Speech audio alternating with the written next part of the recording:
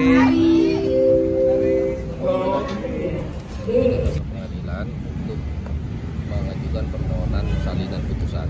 Sebagaimana kita ketahui bersama, kemarin tanggal 13 September 2023 hari Rabu, melalui IKOT kita sudah mendapatkan amar putusan dari majelis hakim yang menyidangkan perkara gugatan perceraian antara Ari Wibowo dan Inge Anugrah. Nah, di dalam amar putusan itu juga menyebutkan bahwa gugatan dari penggugat, yaitu pihak kami, dikabulkan oleh majelis hakim.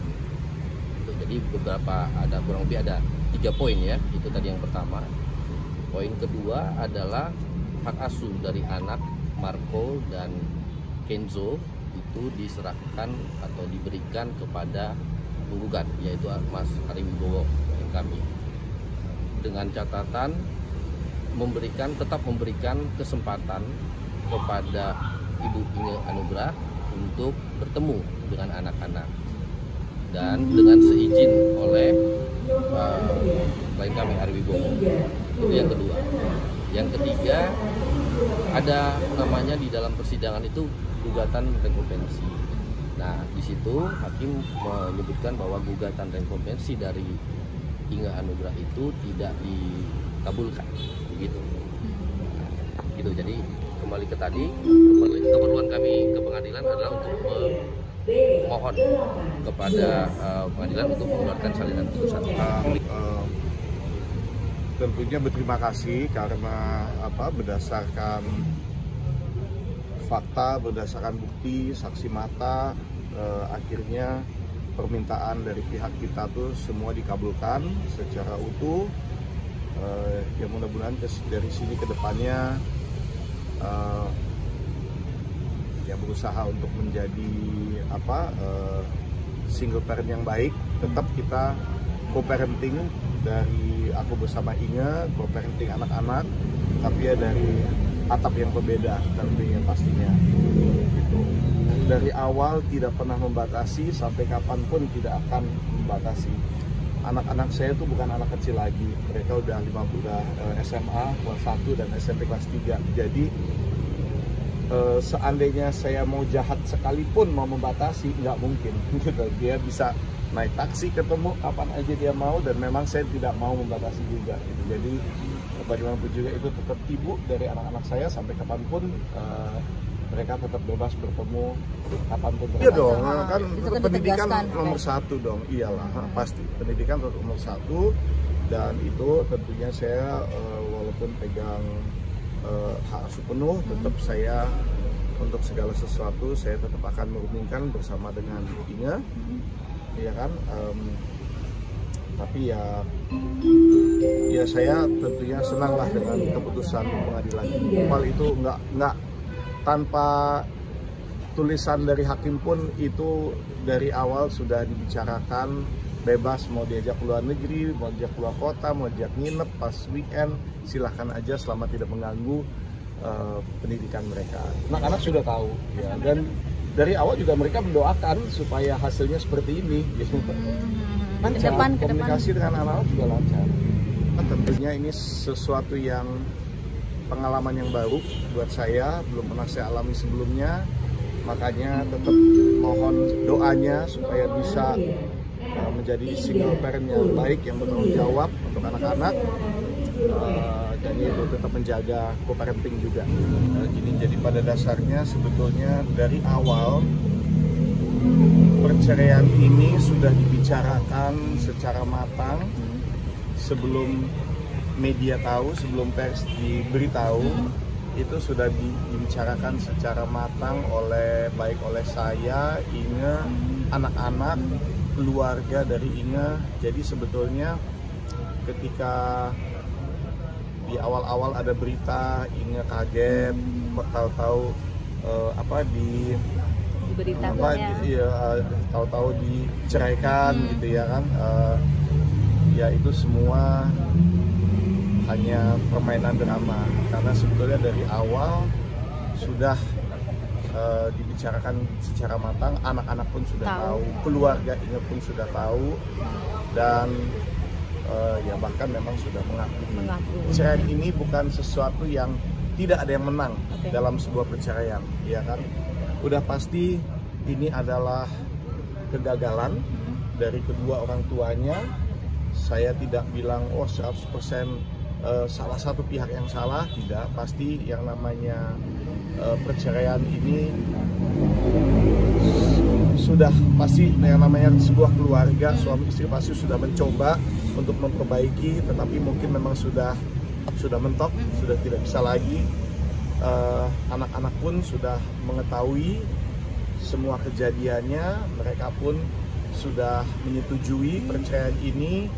Jadi kalau dibilang anak-anak menjadi korban atau apa, mereka sudah mereka sudah tahu dan mereka sudah memilih, sangat siap ya. Bahkan kemarin saya kasih tahu mereka, kalian udah tahu nggak hasilnya? Udah tahu. Terus gimana? Apa ada yang mau diomongin nggak? Nggak sih, Dedi mau balik main game. Jadi santai aja. Sebetulnya mereka santai. Anak-anak yang memilih. Anak-anak yang memilih untuk ikut dengan saya. Sempat bertanya alasannya, Mas Arief? Mereka sudah tahu alasannya. Ya, semua sebetulnya dari awal semuanya itu sudah sangat jelas. Dan bahkan Inge pun sudah mengakui semuanya. Cuman mungkin ketemu dengan tim pengacara ini, mungkin ini cuman ini aja ya, saya punya bayangan aja gitu. Bisa jadi tolong jangan akui, bantah semuanya. Akhirnya berubahlah semuanya gitu menjadi sebuah kebohongan besar. Dan di situ kan anak-anak juga melihat gitu, loh kok mama berubah gitu, kok dari awal ngomong begini kok jadi begitu.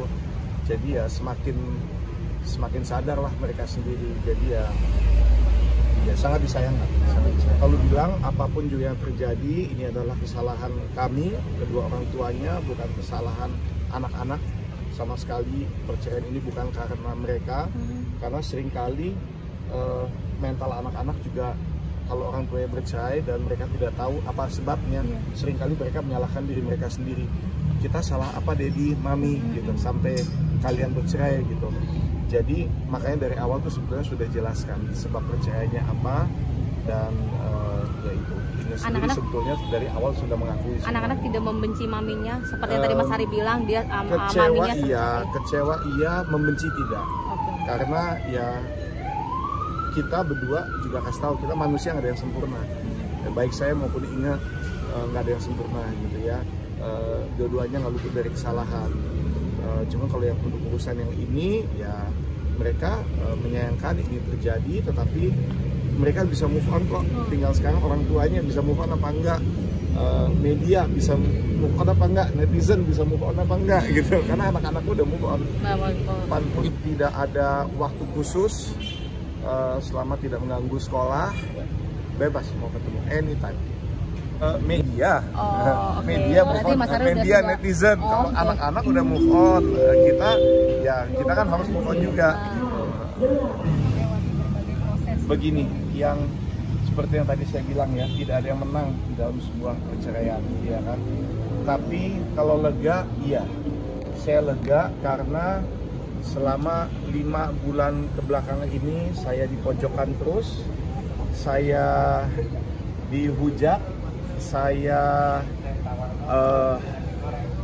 ya banyak kebohongan lah yang diberitakan tentang saya, dan ya akhirnya semua ini terbukti tidak benar gitu, bukan oleh kata-kata pihak saya maupun dari Inge, tetapi oleh hakim yang netral berdasarkan bukti, berdasarkan saksi, dan itu yang penting. Dan itu sebabnya kenapa saya juga memilih untuk diam. Berarti sempat kena mental ya, Mas Arief?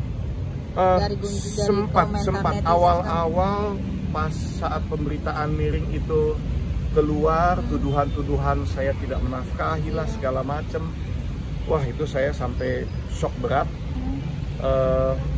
sampai klarifikasi, ya kan, kita sampai melakukan press conference, konferensi pers, tapi ternyata kata-kata kita pun masih dipelintir lagi gitu, ditambah-tambahin, dibumbu-bumbuin supaya bisa menjadi berita, bisa goreng-goreng lah digoreng-goreng oleh media gitu. Jadi apa yang kita omongin 50%nya lagi tuh bumbu-bumbu dari ya orang-orang tidak bertanggung jawab lah. Oke, ya kan? Terus. Jadi di situ saya menyadari bahwa oh ternyata dari pihak sana tidak bisa main cantik. Dari pihak sana menghalalkan segala cara untuk mau menang dengan kebohongan, dengan fitnahan, dan itu bisa selesai. Saya lega karena capek dengan semua fitnahan yang beredar di luar sana, hujatan oleh netizen segala macem, dan ternyata ya terbukti itu semua tidak benar. Ya sekarang kalau ingat kan kita lihat dia sudah sibuk berkarir, ya kan, ya saya doakan yang terbaik untuk Inge, semoga kedepannya semakin sukses lagi. Bukan sukses oleh keviralan yang negatif seperti ini, tapi karena hasil karya yang positif, ya kan. Dan semoga ya tidak menjatuhkan, tidak sambil menjatuhkan pihak-pihak lain.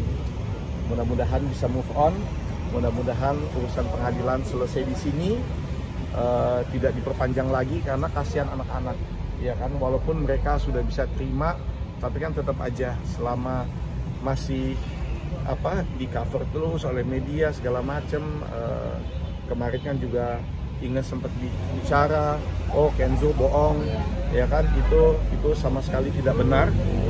Anak saya tidak pernah berbohong, apa yang dia katakan itu adalah fakta, dia pun tahu itu, dan ya Kenzo pun menyayangkan mamanya harus bicara seperti itu, berbohong tentang apa yang dikatakan Kenzo gitu, karena sebetulnya ya Kenzo sendiri menyayangkan hal itu. Sampai Kenzo akhirnya dibully netizen juga gitu ya, dibilang anak durhaka lah segala macam, dan itu saya tidak bisa terima.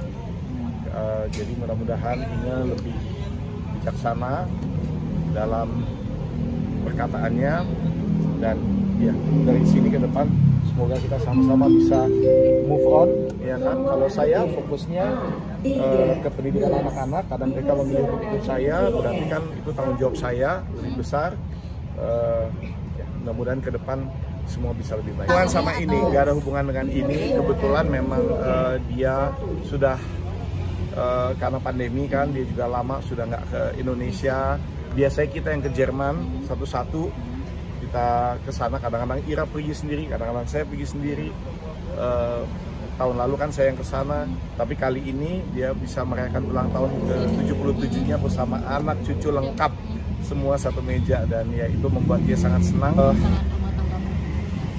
Ya dibilang kado ya nggak tahu ya, tapi ya pasti senang lah, ini sudah di masa lalu gitu urusan pengadilan ini gitu, dan sudah bisa dibuktikan semuanya. Kita fokus ke anak-anak. Saya tahu walaupun mereka di luar bilangnya oh kita baik-baik aja kok, jadi nggak ada masalah, tapi nggak mungkin lah, ini buat saya aja berat kok, apalagi buat anak-anak. Ya doakan aja yang terbaik untuk kita semua, termasuk buat ini juga. Oh udah pasti harus seizin anak-anak, udah pasti harus cocok dengan anak-anak, dan diterima oleh anak-anak. Kalau enggak ya buat apa. Mungkin Desember ya, tapi kalau sekarang saya mesti kembali bekerja karena anak saya si Kenzo udah kelas 1 SMA, dia bilang dia pengen kuliahnya mau di luar negeri. Jadi ya saya harus bekerja lagi untuk supaya bisa memastikan dia bisa mendapatkan apa yang dia inginkan. Ya kita sebagai orang tua kan hanya bisa mensupport aja, ya kan. Ya mudah-mudahan itu yang terbaik buat anaknya.